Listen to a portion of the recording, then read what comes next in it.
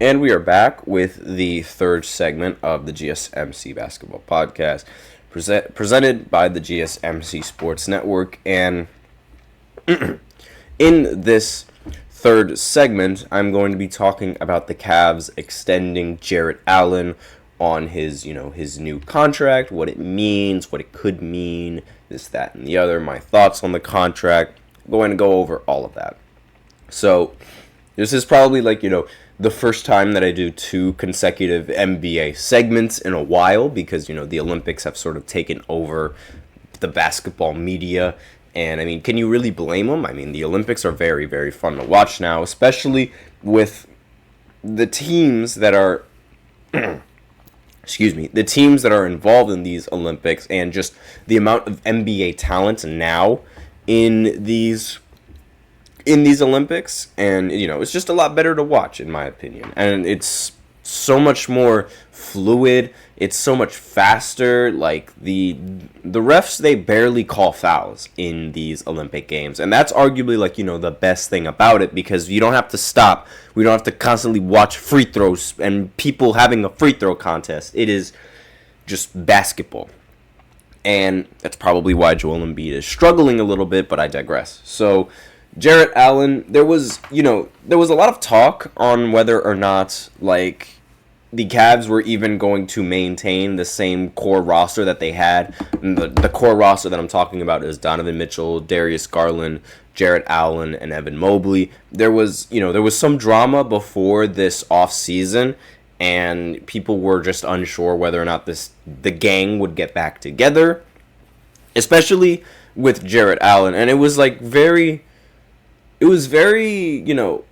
night and day. Like, you either want Jarrett Allen on your team or you don't want Jarrett Allen on your team. There's no in between, because for some Cavs fans, they might have been a little bit upset as to how Jarrett Allen handled his injury, because there were reports saying that Jarrett Allen could have taken some painkillers and he could have tried playing a game or two in the postseason, but he elected not to. Now, normally this wouldn't be a problem, but the fact that Jarrett Allen previously in the playoffs said that the lights were too bright because he was incredibly nervous in the postseason doesn't really help matters when you talk about that, because people just think that he was saying that he needed a proper recovery just to avoid playing in the playoffs and to avoid playing these games because the lights are too bright.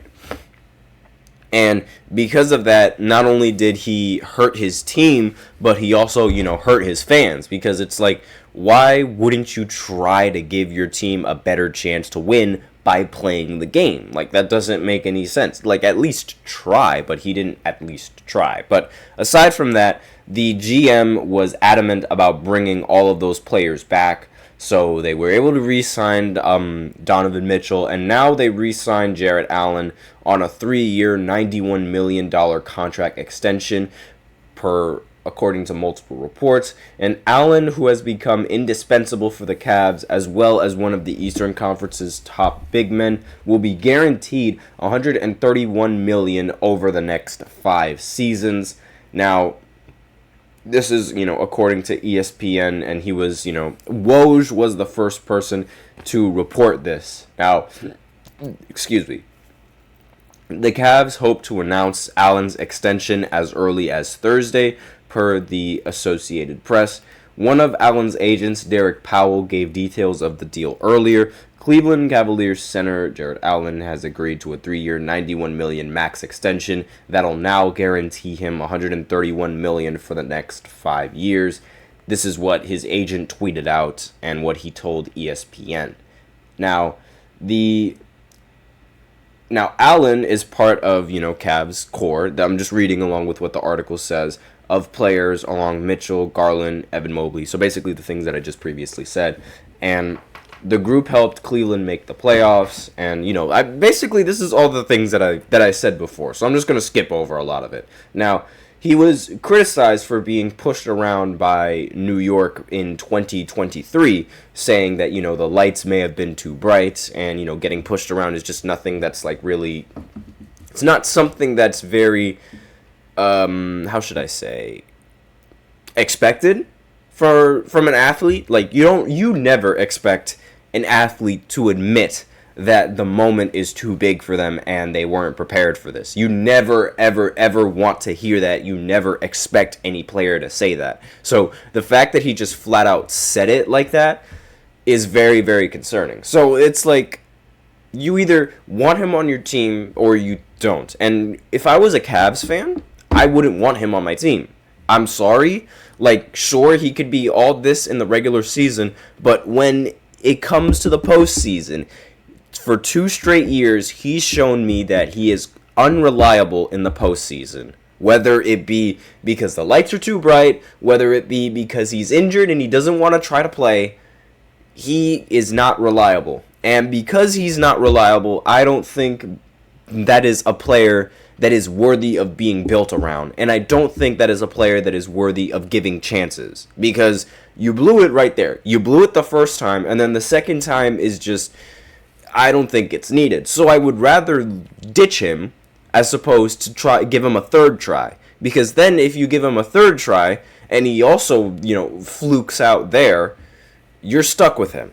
Especially with this contract now. Like, now you'd be stuck with him even if he was horrible, like in the next postseason, which is something that I don't really agree with. And I wouldn't want him in the lineup. Like, personally, I would have rather, if I was the Cavs, I would have rather tried to get Isaiah Hartenstein instead of letting him go to OKC. And I would have much rather built with Isaiah Hartenstein as opposed to Jarrett Allen. Because if we're being quite frank, Jarrett Allen, the fro, like, I mean, he gets rebounds, right? He also gets a lot of points.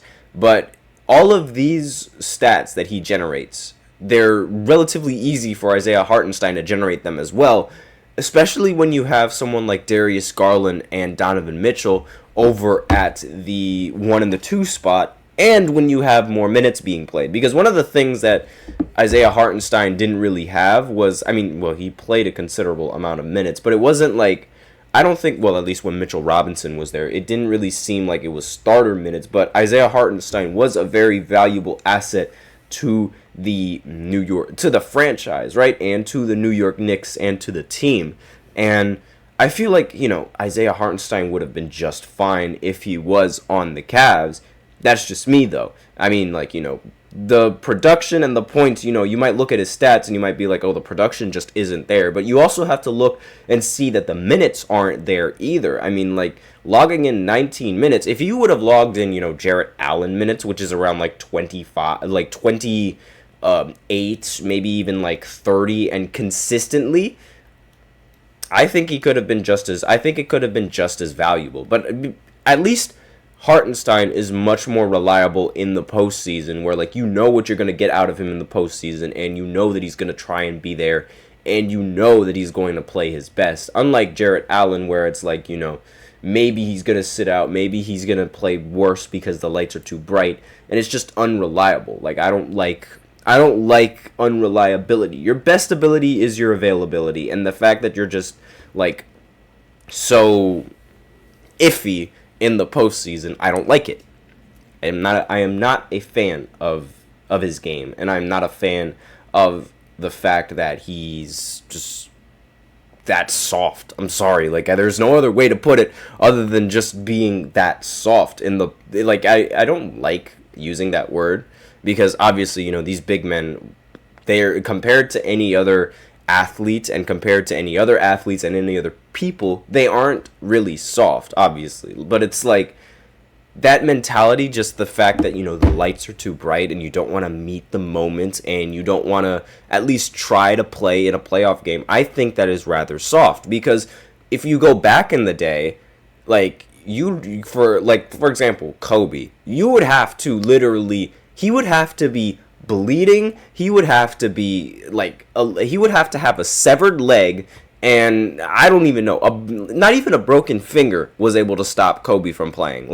He would have to have a broken calf, a broken leg, a severed toe, countless more injuries on top of that just for him to not play. And then meanwhile, here comes Jarrett Allen, gets his ribs a little bruised up, and I don't want to play. It's it doesn't make any sense to me. Like, well, not really, it doesn't make any sense, but it shows just how much softer these players have sort of become, given these load managing things, and, you know, given just, you know, the fact that they don't really necessarily have to play every single game. And there's more technology available now to allow players to play and, you know, rest up and heal themselves a lot quicker, and there's way more painkillers now, but, you know, we're not going to take them because of reasons. I remember in the NFL, like, Aaron Rodgers, he was battling a foot injury, and they injected his foot with so much, like,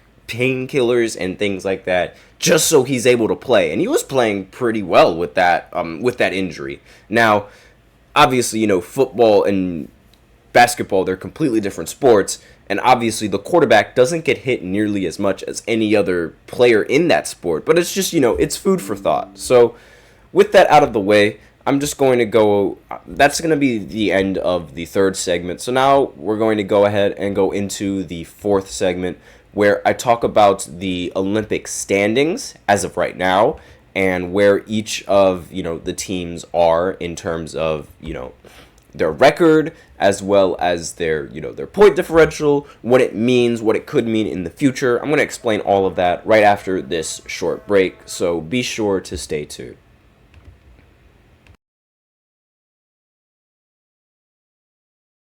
For the best and latest podcasts available anywhere, go to the podcast app on your cell phone and type in GSMC to access free content-rich podcasts on health and wellness, book reviews, sports, entertainment, relationships, social media, movies, technology, finance, and even weird news. Subscribe and download the GSMC Podcast Network's family of shows, available everywhere podcasts are found.